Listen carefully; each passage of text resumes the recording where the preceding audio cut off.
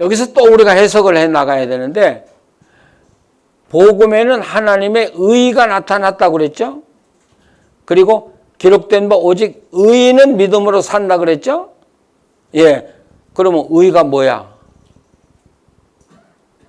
의가 뭐예요? 예?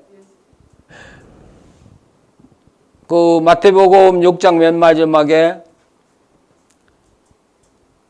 그 뭐죠?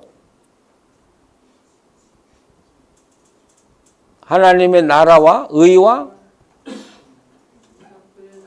그의 나라와 그 의를 구하라. 그리하면 이 모든 걸 너에게 주시라 그랬죠. 거기서 의가 뭐야? 의라는 말 굉장히 많이 사용했는데, 의라는 말이 무슨 뜻인가를 정확하게 정의 내리고 사는 사람들이 별로 없어요. 공의, 심판. 이 의는 죄 없다고 받아주는 걸 이야기해요. 죄 없다고 인정하는 걸 이야기해요. 의가. 그런데 이 의는 반드시 하나님과 관계되어서 사용돼요. 알았어요? 하나님하고 관계되지 않는 의는 성경에 사용되지 않았어요. 그러니까 하나님의 의가 나타났다는 건 죄악에 빠져 죽어가는 사람들을 살리려고 하는 하나님의 의가 나타났다는 이야기죠. 예. 그러니까 죽어가는 사람을 살릴 수 있는 하나님의 능력이 의야. 의가 나타났어. 누구를 통해서? 예수 그리스도를 통해서. 근데 그 의가 어떻게 작용해요? 믿음에서 믿음으로 살려고 하는 사람에게 나타나요. 그럼 의인은 누구야? 의인은 누구예요? 의인은 하나님을 믿어서 의롭다고 하나님이 인정해 준 사람들을 이야기해요. 근데 지금 문제는 우리 목회자들도 다 믿죠? 예, 믿는 것까지는 확실하죠? 그럼 내 또 물어요. 구원받은 증거가 뭐예요? 믿었다는데, 그래서 구원받았다는데, 구원받은 증거가 뭐예요? 동행하는 줄 어떻게 알아? 예? 하나님 사랑한다? 하나님 사랑하는 증거가 뭐예요? 교회 쫓아다니는 거? 자, 이거 참 헷갈리잖아요.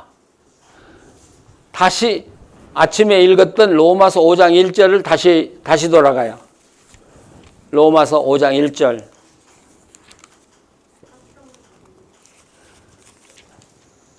자, 다시 한번 암송을 해봐요. 그러므로 우리가 믿음으로 의롭다 하심을 받았으니 우리 주 예수 그리스도로 말미암아 하나님과 화평을 누리자. 여기에 의롭다 함을 받았다는 말이 또 나와. 의롭다 함을 받았다는 말이 또 나와요. 근데 의는 누가 받아요? 예수 그리스도를 믿는 사람이 받아요. 의가. 그러니까 우리 믿음 생활에서 믿는다도 중요하지만 그보다 더 중요한 것은 의야. 그 믿음을 하나님이 인정해 주시고 받아주셨냐가 더 중요한 거지. 여러분이 대학 입시할 때 서울대 시험 쳤어. 아직 결과도 안 나왔어. 근데 나는 믿어. 확실히 믿어. 그렇다고 합격이 된 거예요? 그 합격은 어디서 나와야 돼요? 그 학교에서 합격 증서가 나와야 합격한 건데 우리가 지금 믿음 생활을 그렇게 하고 있는 거예요. 나는 믿었고 나는 의롭다함을 받았어. 지가 하나님이야? 저희가 어떻게 하나님도 아니면서 의롭다함을 받아? 야, 이거 참 우리 교회들이요. 이거 맹목이야, 맹목.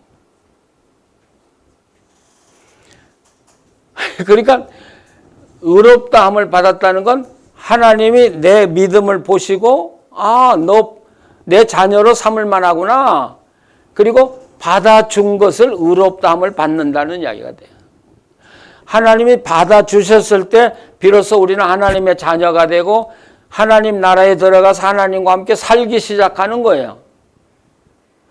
우리는 의라고 하는 걸 소중하게 여기지 않아요. 내가 믿었다는 것만 강조하니까 하나님과 함께 사는 것은 중요하지 않아, 우리나라 교인들에게. 예. 자, 바로 여기에 의가 있는 거예요. 이 의가, 우리를 의롭다고 할 권세를 가지고 나타나신 분이 누구냐는 거죠. 이게 예수 그리스도. 그래서 복음에는 하나님의 의가 나타나서 그게 그 말이야.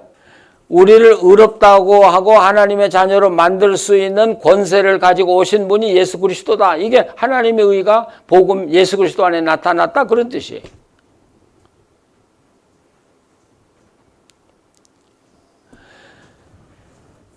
그런데 제가 로마서 8장을 주석을 쓰다가 깜짝 놀랐어요. 저도 목회하면서 의롭다함을 받는다는 게 뭔가를 몰랐어요. 그런데 자, 로마서 8장을 한번 보셔요.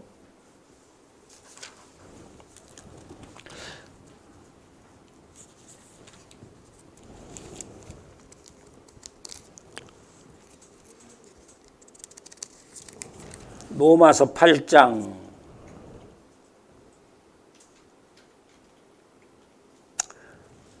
9절을 보셔요. 9절. 한번 누가 읽어보셔요?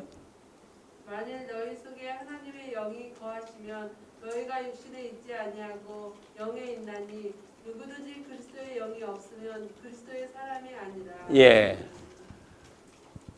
그러면 영이 우리 속에 언제 있어요? 우리 속에 언제 성령이 오셔요? 이 말이 무슨 뜻이냐면 우리가 믿었죠. 그럴 때 하나님이 네 믿음을 내가 받아준다는 표시로 우리에게 주신 분이 성령이란 말이에요. 그러니까 구원의 보증이 성령이라는 말이 바로 그런 뜻이야. 그러니까 우리가 세상 말로 말하면 성령님은 합격증이야, 합격증. 그러면 당신 구원받은 줄 어떻게 알아? 당신이 어떻게 의롭다함을 받았어? 그러면 우리가 뭐라고 대답해야 돼요? 성령님이 내 안에 계시거든. 보세요. 내가 구원 안 받고 하나님의 자녀가 아닌데 어떻게 성령이 내 안에 오셔? 가능합니까? 아니잖아요. 내가 하나님께 받아들여졌기 때문에 성령님이 내 안에 오신 거야. 그래서 나와 함께 구하시는 거예요. 그러니까 우리 목회자들도 한번 진지하게 생각해 봐야 돼요. 내가 하나님께 의롭다함을 받은 사람인가? 그 말은 지금 성령이 내 안에 계신가? 내가 하나님의 성령과 함께 살고 있는가? 그래서 8장에 계속 나와요. 로마서 8장 14절. 무릇 하나님의 영으로 인도함을 받는 사람은 하나님의 아들이야. 분명해져요. 15절.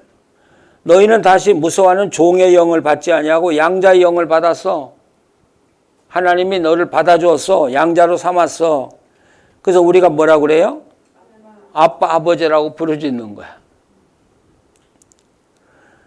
성령이 친히 우리의 영과 더불어 우리가 하나님의 자녀인 것을 증언하시나니.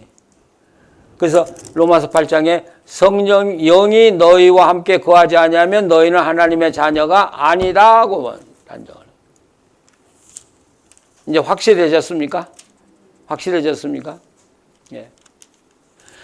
이렇게 풀어가면 요한복음 3장의 거듭남이 성령과 진리로 거듭난다고 하는 말이 무슨 말인가를 이해가 돼. 이제 우리가 성령이 아니고는 거듭날 수 없다는 말이 무슨 말인가가 이제 이해가 되는 거야. 그래서 요한복음은 순서대로 거듭난다는 게 뭔가 성령과 어떻게 거듭나는가를 이야기하고 그 다음에 하나님과 함께 동행하는 삶, 14장, 15장 하나님과 함께 사는 삶의 이야기가 쭉 전개가 되는 거예요. 그러니까 이런 걸 성경을 순서대로 이해하지 않았기 때문에 우리는 막 혼돈이 오는 거예요. 우리 믿음이 지금. 그럼 다시 로마서 1장 이제 17절로 다시 돌아가요. 오직 의인은, 자, 의인은 누구라고요?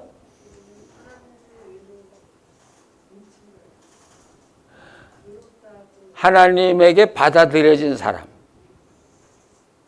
그러니까 아브라함을 언제 받아줬어요? 하나님이 창세기 15장 6절에 비로소 내가 너를 받아준다. 여러분, 아브라함이 하나님께 인정을 받기까지는 아브라함이 세겜에 들어온 지 10년이 지나서 받아들여진 거예요. 10년. 그러니까 하나님이 받아준 사람, 자녀로 받아준 사람은 믿음으로 살아? 아니, 이미 믿음으로 살고 그것 때문에 하나님이 자녀로 받아줬는데 또 믿음으로 살아요? 그렇기 때문에 오직 의인은 신실함으로 산다고 번역을 해야 이 본문이 맞는다는 말씀이에요. 신실함으로. 그러면 이 신실함으로 사는 게 어떻게 사는 거예요? 믿음에서 믿음으로. 아까 말한 대로 믿음으로 출발해서 하나님이 의롭다함을 받아 인정해주고 하나님의 세계에 들어가서 하나님과 화평을 누리는 이런 과정에 이르게 하는 거야. 이 의라는 것이요. 그렇기 때문에 하나님께 의롭다함을 받은 사람은 하나님 앞에 신실하게 살아가는 것이다. 말이 이제 되죠. 말이 되죠. 신실하게 사는 거예요. 지금 우리가 로마서에 아주 중요한 부분을 꿰뚫고 있어요. 그 관점에서 로마서 읽어가면 이제 로마서가 제대로 익히기 시작하는 거예요. 이 본문을 해석해야 로마서 5장 1절의 말씀이 무슨 뜻인가가 이해가 되기 시작하잖아요. 그 다음에 8장 이해가 되고, 예.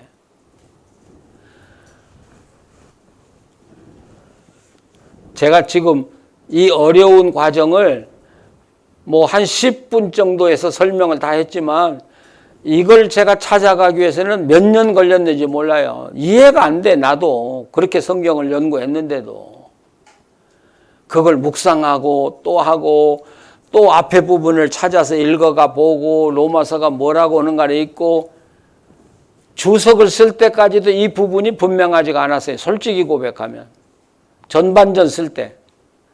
그래서 그 로마서 주석이 1권, 2권이 있는데 1권에서는 이 부분을 흐릿하게 썼어. 그리고 2권 서론에 가서 이것이 분명해져서 보충을 2권 서론에 해놓은 거예요. 그리고 로마서를 다 써놓고 보니까 성령님이 오셔야 하나님이 나를 받아줬다는 이야기라는 걸 확실히 느끼기 시작한 거예요. 그러면 지금 우리에게 문제는 성령이 너희 안에 계시냐가 문제가. 알았어요? 이게 가장 중요한 거예요. 성령님이 당신과 함께 거하시냐? 그럼 우리는 누구와 동행해요? 성령님과 동행하는 거야. 막연하게 하나님이라고도 할 수 있지만 구체적으로는 성령님과 동행하는 거예요. 그 성령님과 동행하는 모습을 가장 정확하게 보여준 것이 사도행전 16장에 그 바울이 비시디 안디옥에서 복음을 전하려고 하는데 성령이 못 전하게 해서 뭐 다시 또 옮기고 해서 드로아까지 간 그 과정을 보면 이 바울이 어떻게 성령님과 함께 사는 걸 자세하게 보여주고 있어요. 그 장면이.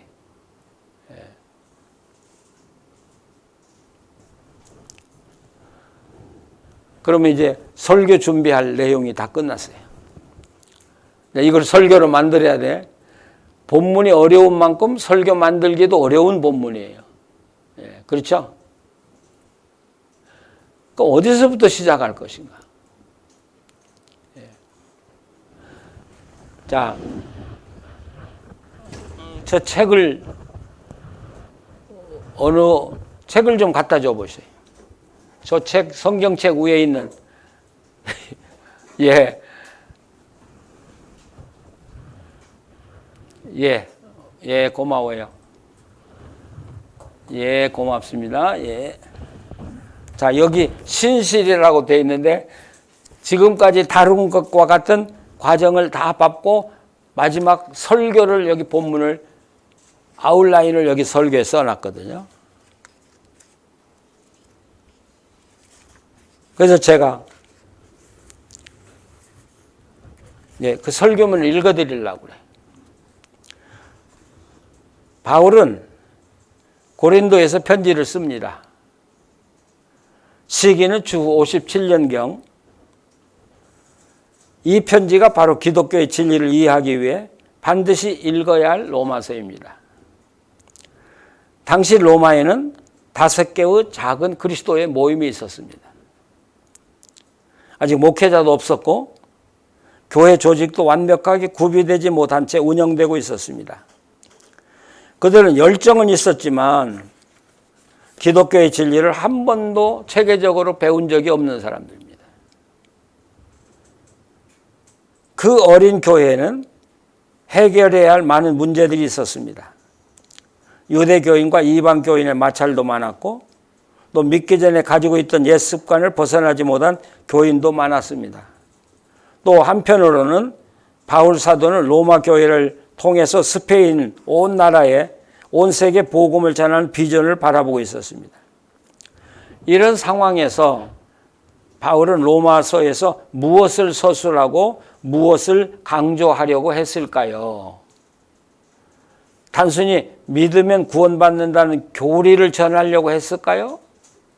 아니면 그리스도 안에서 사는 게 무언가를 가르쳐 주려고 했을까요? 자, 그 이야기를 내가 하려고 합니다. 이 서론이에요. 오늘 본문. 우리는 믿음으로 구원받습니다. 예, 지금 우리 한국 교회들이 가지고 있는 믿음의 문제를 제일 1단원에 이제 취급하는 거예요. 가장 중요한 것은 믿음이란 무엇인가를 바르게 이해하는 것입니다. 그러면 로마서에서 말하는 믿음이란 무엇인가요? 여러분, 믿음이 뭐라고 생각하십니까? 바울 사도는 복음을 믿는 것이 믿음이라고 했습니다. 그러면 복음이란 뭐예요? 바울은 복음은 곧 예수 그리스도라고 말합니다. 예수 그리스도에 관한 모든 것이 복음입니다. 십자가와 부활에 국한하지 말고 주님의 전 세계를 포함해야 합니다. 그분의 생애는 곧 믿는 자들이 살아가야 할 삶의 모습이기 때문에. 여기 좀 설명하고 지나가면 우리는 부활과 십자가를 자꾸 이야기하니까 그것만 받아들이면 구원받는데 살 필요가 없는 거예요, 지금요, 우리가요. 그러면 예수님이 이 땅에 오실 필요도 뭐 없잖아요. 예수님의 삶이라고 하는 건 하나님과 이렇게 사는 거다고 보여준 것이고, 그래서 십자가에 달려 돌아가시고 구원해 주었으니까 예수님처럼 살아라는 거예요. 그래서 예수님의 생애와 교훈과 십자가와 부활이 다 어울려져야 이게 복음의 진수가 나온다는 사실. 자, 그래서 바울은 나는 복음을 부끄러워하지 않는다. 이제 빼고요. 2단원으로 넘어가요. 믿음으로 그러면 의롭다함을 받은 사람은 어떻게 살아야 할까요? 삶의 문제를 이야기해요. 바울 사도는 기록된 바 오직 의인은 믿음으로 말미암아 살리라고 말합니다. 이 구절은 하박국서 2장 4절의 인용입니다. 의인이란 하나님께 그 믿음을 인정받아 의롭게 된 사람을 말합니다. 의인 설명했어요. 나아가서 의로우신 하나님과 친밀한 교제 안에 살고 있는 사람을 의인이라고 말합니다. 그러니까 의인은 바르게 사는 사람이 아니에요. 그냥 바르게 산다고 해서 의인이 아니라 바르게 살아야 할 뿐 아니라 하나님과 함께 지금 살아가는 사람이 의인이야. 그러니까 우리가 계속 이야기합니다만 성령이 우리 안에 계시면 내가 의인이야. 근데 혹시 내가 잘못하고 복음을 배반해서 성령이 나를 떠났다면 나는 의인이 아닐 수 있어요. 계속 제가 이야기해요. 의인이란 하나님께 그 믿음을 인정받아 의롭게 된 사람을 말합니다. 그런데 이런 사람을 또 믿음으로 살 것을 강조한다면 좀 어색하지 않습니까? 믿음을 두 번이나 믿음에서 믿음에 이르게 한다고 했으니까요. 사실 하박국 2장 4절에 믿음으로 번역된 히브리어는 에무나는 신실함이라는 뜻입니다. 제가 설명 다 했어요. 에무나는 본래 버티다, 견고하다 그런 의미예요. 어떤 어려움을 당하든지 하나님의 약속을 믿고 흔들리지 않고 끝까지 이겨내는 게 신실이야. 믿는 자들은 하나님의 신실을 바라고 의지해야 합니다. 그분의 약속을 굳게 붙잡고 흔들리지 말아야 합니다. 이게 믿음으로 사는 거예요. 세 번째 나가요. 신실은 그럼 어떻게 살아야 하는 걸 말하는 걸까요? 그러니까 본문 이 믿음도 하박국서의 말대로 신실로 번역해야 옳다는 것이죠. 그래서 아까도 이야기했죠. 바울은 오직 믿음이라고 하지 않고 믿음에서 나오는 순종까지를 강조했어요. 로마서 10장에 유대인들이 구원에서 배제된 이유를 말하는데 유대인들이 왜 하나님에게 버림받았어요? 10장에 순종하지 않았기 때문이라고 이야기해요.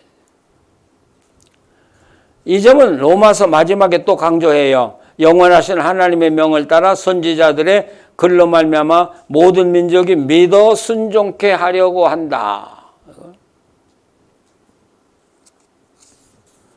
그래서 로마서 5장 1절을 이야기했고, 자 이제 마지막으로 이제 들어가요.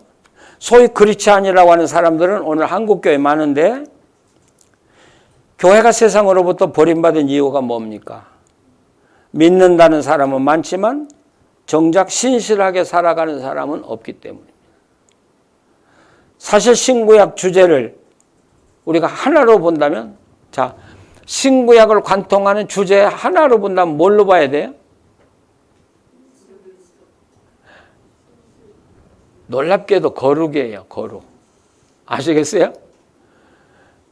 우리가 그걸 자꾸 잊어버리는데 구약에서 내가 거룩하니 너희도 거룩하라. 거룩한 백성을 만들기 위해서 출애굽을 시킨 거예요. 그 예수님도 뭐라고 그래요? 내가 거룩하니 너희도 거룩하다. 거룩한 백성 만드는 게 신구약의 주제예요. 그러면 이 거룩은 뭐하고 통하냐? 신실하고 통하는 거예요. 끝까지 어떤 어려움이 와도 끝까지 견디고 신실해 가는 것. 그게 거룩한 백성이에요. 그래서 오직 믿음은 오직 신실을 요구합니다. 오직 은혜도 신실을 요구합니다.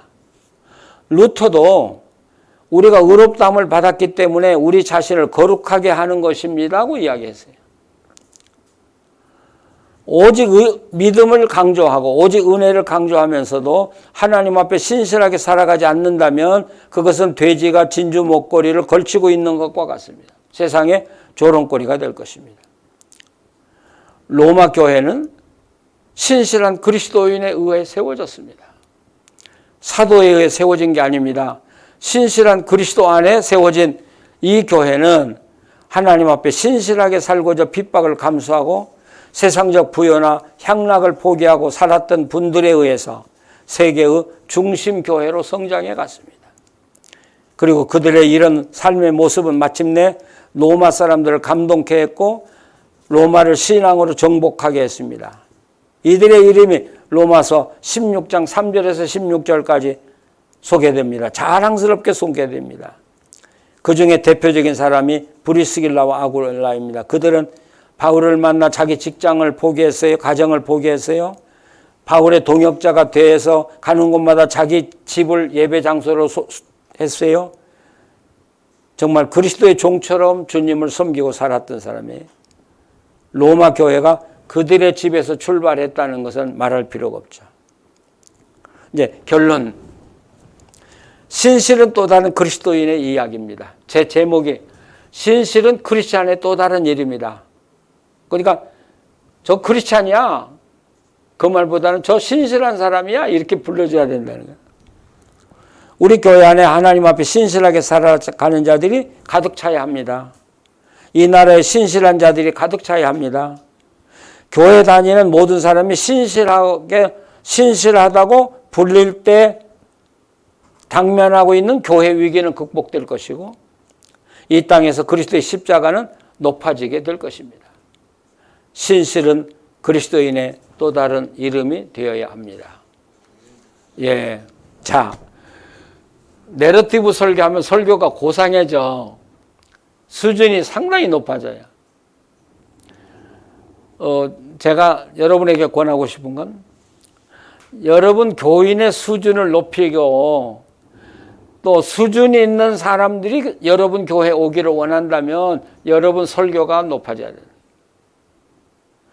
설교가 저 유치원식으로 하는데 누가 지성인들이 여러분 교회에 설교 듣겠다고 오겠습니까? 안 와요. 빈내리 교회 제가 처음 방문하니까 서민들만 모인 한 200명 모인 교회였어요. 의사도 하나도 없고 변호사도 하나도 없고 뭐 교사도 하나도 없고 맨 장사하는 사람들. 뭐 장사하는 사람이 나쁘다는 건 아니에요. 근데 이처럼 성경 공부하고 이처럼 설교하니까 그 설교를 좋아하는 사람들이 모여들기 시작했어요. 그게 나중에 이제 한 10년 지나니까 소문이 뭐라고 났냐. 빈내리 교회는 아무도 못 간다. 예, 많이 배우고 지식인이고 뭐가 돼야 그날 그 교회. 난 그 이야기가 또 싫었어. 언제 달라스의 유명한 인사들은 우리 교회에 다 와 있는 거예요. 그러니까 서민들이 들어오기를 또 겁내는 거야. 그래서 이것도 내가 잘못했다. 아니 어쨌든 내 이야기는 설교가 여러분 교회의 수준을 좌우한단 말이에요. 설교가. 그러니까 여러분이 설교를 그냥 아무렇게나 해놓고 값싸게 해놓고 좀 쓸만한 그리스도인들이 모여들기를 바란다면 그건 착각이에요. 근데 이 내러티브 설교는 상당히 고상해. 예, 깊이 생각하게 하고 그리고 자기들이 결단하게 하고. 자, 여기까지 제 설명 마치고 어때요? 로마서 참 어렵죠? 어려운데 설교를 만들어 보니까 어때요? 어려워요? 쉬워요? 쉬워요. 로마서를 그렇게 어렵지 않아요. 재밌게. 그럼 교인들이 깜짝 놀랄 거야. 야, 로마서가 저렇게 쉽고 재미있는 거냐? 그러니까 그 핵심은 뭐냐면 단어를 명확하게 풀어내는 데 있었다고 봐야 돼. 의인이 뭐냐? 복음이 뭐냐? 왜 복음을 부끄러워했냐? 여기 믿음이란 단어가 왜 신실로 돼야 하냐? 단어를 명확하게 풀어주니까 이 어려운 이 본문이 다 쉽게 풀려지는 거예요.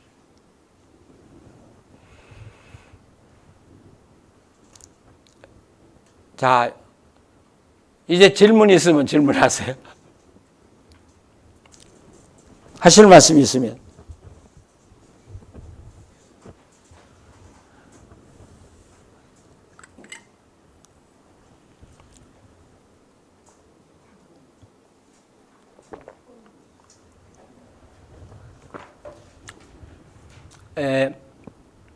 목회와 신앙에 제가 이런 식으로 설교를 쏘니까 그 편집자들하고 처음에는 갈등이 좀 있었어요. 자기들이 생각하는 내용하고는 너무 다르니까 나보고 증명을 하래. 이렇게 주장하는 증명을 해라. 문제 없죠. 뭐 내가 계속 증명 다 해주니까 지금은 말이 없어. 예. 근데 하여튼 그 편집자들이 매번 놀래고 있은 건 틀림이 없어 지금. 아, 이렇게도 설교가 되는구나.